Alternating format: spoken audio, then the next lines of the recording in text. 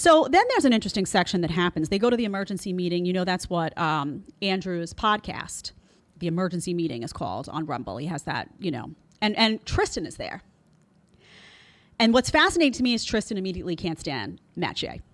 Tristan says there's a conversation that happens, and Andrew says, so let me be nice to him before he does a hit piece on me. So there is some awareness by Andrew that, okay, this guy's going to do a hit piece on me. Something bad is going to go down here that is not in my best interest. Tristan says, I've warned my brother that this is a setup. Matt does this little head shake like, oh, so obvious. Snake. It's a snake move. I'm just saying. And Andrew Tate says, I don't care. We've clearly conquered the internet. I'm clearly unstoppable. Tristan says, you've invited the liberal news media. Tristan immediately knows this isn't going to go well for us. This isn't a good look for us. This is not going to help us. Why is this guy here? He knows the guy's a snake. He doesn't like having a snake in his company. He's uncomfortable with a snake being on the set, and he doesn't trust the process. Tristan says, bro, this is going to be the worst documentary about us, to Andrew. And Andrew says, what are they going to say? He has lots of cars and money. All the women love him. He's sexist. Oh, no, please don't put that on the internet. Who cares? Whatever. Here's the thing. And I think Andrew does have a bit of an invincibility complex. I think he has kind of expressed that. And I think he really thought, what are they going to do to me? Right? People who know me, people who like what I bring to the table are going to see through this. Come on in. Do your best to try to get me. And I think Tristan was being a little bit more pragmatic in this case and saying, why is he here, though? There is something to what's going to get disseminated about us. How does this help us? And here's what I'm going to say about this. And here's why it matters. These organizations exist to wreck people like Andrew Tate. So there was no part of Vice that was sitting and saying, oh, we're going to go in there and we're going to do an objective documentary on Andrew Tate. There was not a shred of that going on in their minds. What they wanted to do was to go in there and to try to manipulate a situation, to try and emotionally manipulate an audience to hate that guy. So they were going to go in, they were going to edit, they were going to cut, they were going to splice, they were going to try to figure out a way to present the narrative that they wanted to present. And here's what I would say to that. Here's why you don't do it. I understand Andrew's perspective. He's like, give it your best shot, right? Here's why you don't do it. Number one, they will get clicks. They will get clicks. They will put out a false narrative on you. There are a lot of people in the population who will not do their own independent research. They can't be bothered. They're lazy. They're this, they're that. They will eat it up. They will swallow it. Those mainstream media outlets have a ton of claws in other areas. So Vice publishes something, and they're connected to a whole bunch of other places, right? That then they send it to them, and that person disseminates it. It's like a matrix network, system network, wherever you want to call it. Something drops, and everybody rushes to disseminate the narrative. So it doesn't help you. It just doesn't help you. Secondly, you're making them money. You're making them money because you're enabling them to get views off you, which, by the way, Vice desperately needed because everybody knows it's a garbage, I don't even know what to call it, news organization. I mean, no. It's just a garbage network, let's call it. And they weren't getting clicks. So you're giving them clicks. You're making them money. Don't make them money. Don't make them money. And they will utilize you to get that narrative out. Now, I will tell you, if you're going to do something like this, here's what I would have done. I would have taped the taping. So you put a clause in there. This is what I would have told the Tates. And I don't know who authorized this. Maybe it was Andrew. Maybe Andrew was like, come on in. I don't know how much he knew about Vice. I don't know. It seems like he's kind of like having fun with the whole thing. But I would have said, okay, guys, you know what? We're going to let you do this. But just because we're going to tape the taping. We're going to have our cameras rolling as well. Because then what you would have caught is all of the off moments.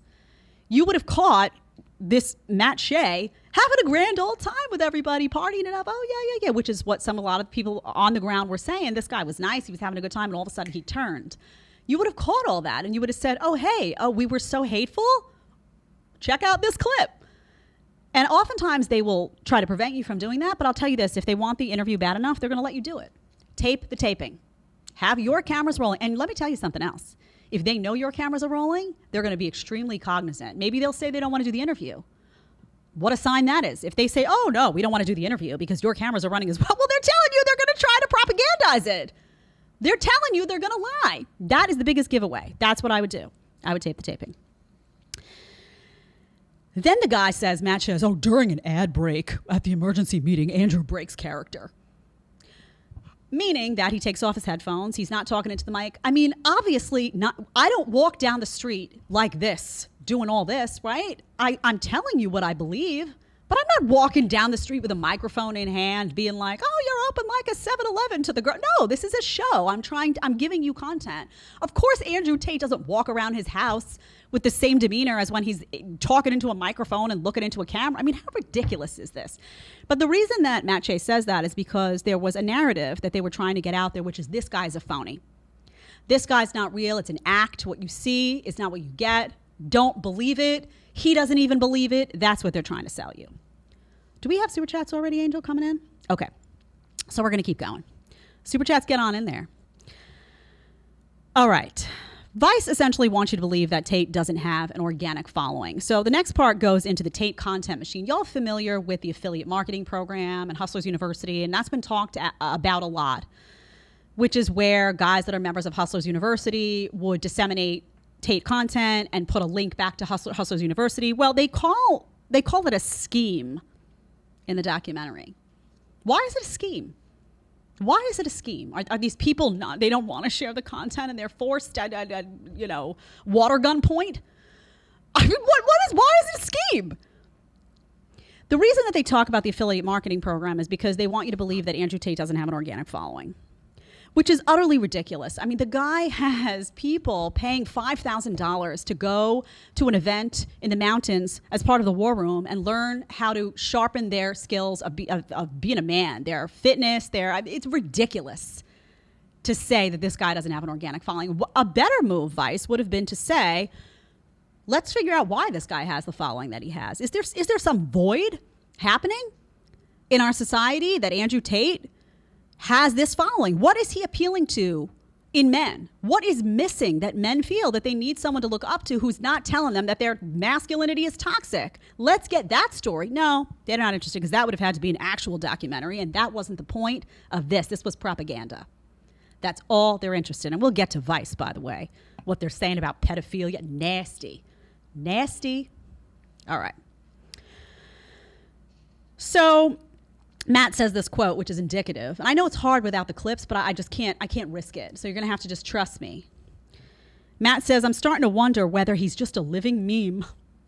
Some kind of viral marketing campaign to swindle money from confused young men, or if he really believes what he says. Again, this is an effort to say this guy's not real.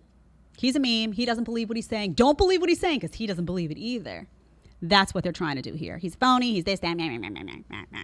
Insert ominous music. Da-da. Silhouette of Andrew Tate. I mean, it was just like, by the end, I was just like, ridiculous. By the way, I had to watch this thing twice for y'all. That's how much I love you. In the chat, you're not super chatting, but I had to watch this thing so that you don't have to. All right. Bottom line is, Vice created the story that they wanted. They sat at home before they went and interviewed him. They said, this is the story we want. This is what we want to portray. This is the messaging. Whether we find it or not, this is how it's going to be cut. This is the story that we're going to tell to the audience. There's a scene where they're playing chess. Did y'all see that scene? There's a scene where Andrew is playing chess with Matt Shea. And heavily edited scene. I would love to know how long they sat there. My guess is they probably sat there for an hour, edited this little scene, same nonsense over and over again that we've heard Andrew explain a million times. Oh, how do you feel about assault? This, that. We've already heard these things. And Matt says, Andrew says something about female beauty being something, precious. And Matt says female beauty is extremely valuable in the eyes of men who seek to exploit it. I mean, you could just hear, it's borderline comedic in a way. The way they did it. Then they cut to another clip without context, blah, blah, blah, blah, blah. Then you see this odd shift.